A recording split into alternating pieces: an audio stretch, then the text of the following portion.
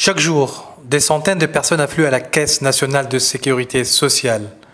Un balai incessant de demandeurs de prestations sociales que dispense la CNSS.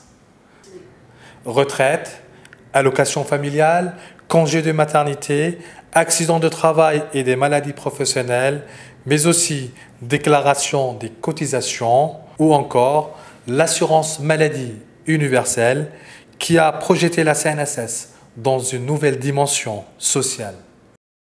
Celle d'un système solidaire qui donne droit aux soins à tous. Autrement dit, presque tout résident à Djibouti a une relation directe ou indirecte avec cet organisme public. Bienvenue à la CNSS, creuset de la solidarité collective et obligatoire qu'on appelle la sécurité sociale.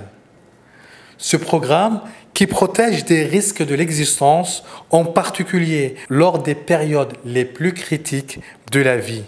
Un système qui a subi des transformations pendant plus de 60 ans. Une évolution que raconte le doyen de la CNSS qui comptabilise plus de 43 années de service. Notre système de sécurité sociale a débuté en 1953 avec l'institution du régime prestation familiale.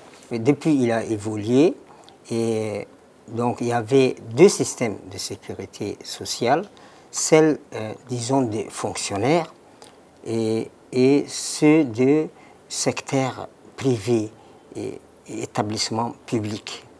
Donc, il y a eu la création de la Caisse des prestations sociales en 1966, qui gérait à l'époque deux régimes, les prestations familiales et les accidents de travail.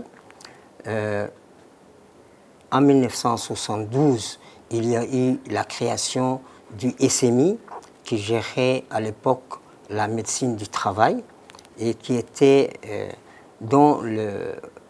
la sœur un peu jumelle de la CPS, parce que les cotisations du SMI étaient recouvrées par la CPS. Et 10 ans plus tard, il y a eu la création d'un autre régime, c'est-à-dire le régime retraite, pour les travailleurs du secteur privé et des établissements publics. C'était en 1976, la création du régime retraite. Puis, les deux établissements, les SMI et la CPS, ont été en difficulté financière et il a fallu fusionner ces deux établissements qui ont donné naissance à l'OPS en 1997. Il y a eu des réformes paramétriques pour redresser la situation. Par la suite, il y a eu encore des nouvelles fusions avec la CNR pour donner naissance à l'actuelle CNSS. Un destin en dents de scie, ponctué par la conjoncture économique. La sécurité sociale joue en fait un rôle d'indicateur. À titre d'exemple, l'embellie économique qu'enregistre notre pays ces dernières années s'est traduit au niveau de la Sécu. Ceci se matérialise par les réformes des retraites dont en bénéficient nos aînés depuis 2010. Les charges qui pesaient, disons, sur les retraités, comme l'impôt de solidarité qui était de 15%, ont été supprimées. Nous avons aussi, dans le domaine des retraites, créé de nouveaux droits. Des nouveaux droits, c'est-à-dire le droit de veuf. Et puis, nous avons supprimé aussi les conditions d'âge pour les travailleurs qui décèdent en activité, en exigeant seulement 18 annuités de cotisation. Donc, ce qui a soulagé un peu les retraités.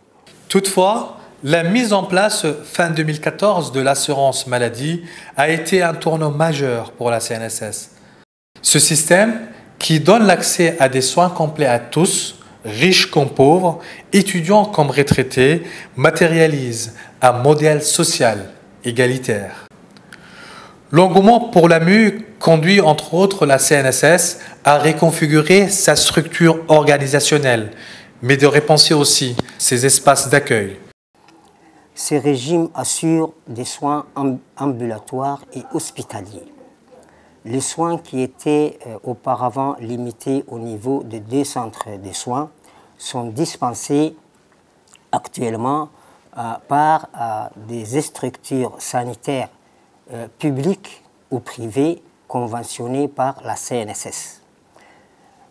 L'admission aux soins s'est faite grâce à une carte à puce permettant d'identifier les bénéficiaires, qu'il s'agisse de l'assuré lui-même ou sa famille. Dans cette optique, la CNSS a dû améliorer l'accueil des patients.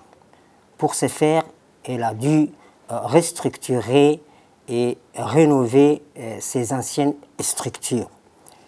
Elle a construit un nouveau pôle médical avec des services des urgences dignes de ce nom. Elle a acquis également un hôpital à